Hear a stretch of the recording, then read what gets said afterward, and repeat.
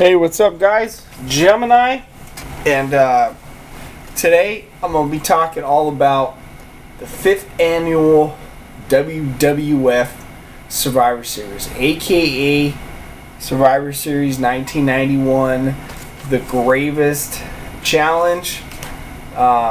This is my all-time favorite Survivor Series. I love 92, but for some reason there was something about 1991 that was just awesome, unbelievable. It was in Detroit at the Joe Louis Arena in November of 1991. So let's get into it. This is going to cover the Survivor Series 1991. I don't care about views anymore. I don't care about it because I'm not selling myself out. I'm going to talk about what I want to talk about on this channel. And if 75 people watch it, 75 people watch it because this is what I want to talk about, the 1991 Survivor Series. So let's get into it. Okay, so a couple different ways you can access Survivor Series 91. You can either get it on the anthology, on the first set, 87 through 91. You can either get the Coliseum home video, or you can look through the live pay-per-view recordings if you still have them. And I know I have Survivor Series 91 up there somewhere recorded live from pay-per-view. So that's 3 ways you can get the Survivor Series 91 to access it and watch it to begin with. Okay, so I'll tell you the story how I acquired the Survivor Series 91. Back in the day, there was a local video store, and this tape was always rented out, so I got tired of it being rented out, so I just bought every wrestling tape in the video store. I didn't care, and I paid 17 bucks for it back in the day, but here it is. You can look at the match listings, and probably if I was going to watch the 91 Survivor Series right now, I would watch this for the Coliseum home videos extras, and I would watch this for the uncut pay-per-view version. Okay, Survivor Series 91, Jake the Snake and Macho Man were having some real serious problems, and they were actually supposed to be on this match right here. Macho Man was supposed to be on the team with Big Boss Man and Legion of Doom, and IRS and Natural Disasters was supposed to have Jake the Snake. But what wound up happening on Superstars is Jake tied Macho up with a rope and had him bit with the King Cobra, and it was pretty dark for the WWF at the time. But anyways, the good guys wound up going over in this match. Bossman and LOD wound up going over in this match. Captain Rowdy Piper, Bret Hart, Virgil, and the Bulldog opened up the show versus Captain Ric Flair, Ted DiBiase, the Mountie, and the Warlord. This was actually a very, very good wrestling match. Ric Flair, of course, came out there with the undisputed belt, aka the WCW World Title belt. It had some major heat on him at the time. You know, Tunyon was censoring out the belt and all that good stuff. You know, it was Detroit. I mean, this is a city that Ric Flair is very familiar wrestling with. He knew the crowd very well.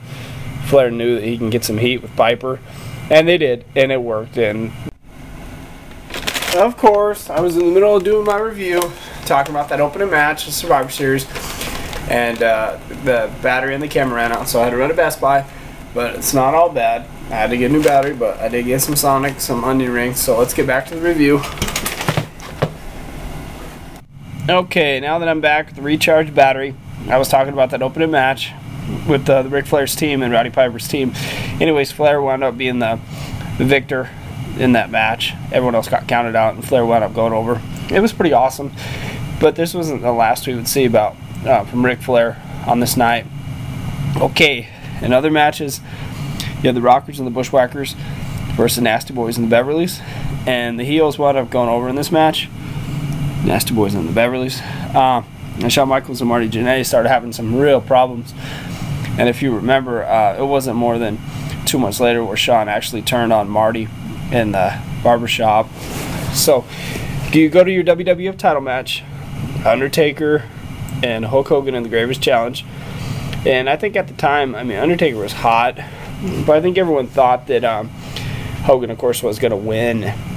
Hulk Hogan had been the champion all the way from March up till November. I don't think anyone expected the Undertaker to win the world title, but he did. He went over, he put Hogan down. Flair came down to the ring, interfered, put a chair in the ring. Undertaker tombstoned him on the chair. And I think everyone was in disbelief that Hulk got beat. I don't think anyone could believe it. But he did. I mean, Undertaker won the title. And it was an unbelievable sight to see him with the belt in hand. It was swaying back and forth. And he won the world title. And I once tweeted at Paul Bearer. And I said, hey, Paul, was it a rush watching The Undertaker win the world title in Detroit at Survivor 91? And he wrote me back and he goes, hell yes, it was a rush. And it was a rush. It was a rush for everyone when The Undertaker beat Hogan for the belt. Hogan won it back 6 days later at Tuesday in Texas. It got held up. And eventually Flair won at the Royal Rumble. But for the time being, Undertaker owned the night. And this was one of the first pay-per-views where the bad guys went over. You just didn't see that all the time. It didn't happen. I mean, Undertaker, Survivor Series 91, he ruled the night. And it was dark, and it was eerie, and Undertaker was a world champion, and no one could believe it. But that's what I always remember Survivor Series 91 for, was this man right here, The Undertaker, winning his first WWF heavyweight title. And it was a sight, man. I mean, it was, you didn't see Hogan lose.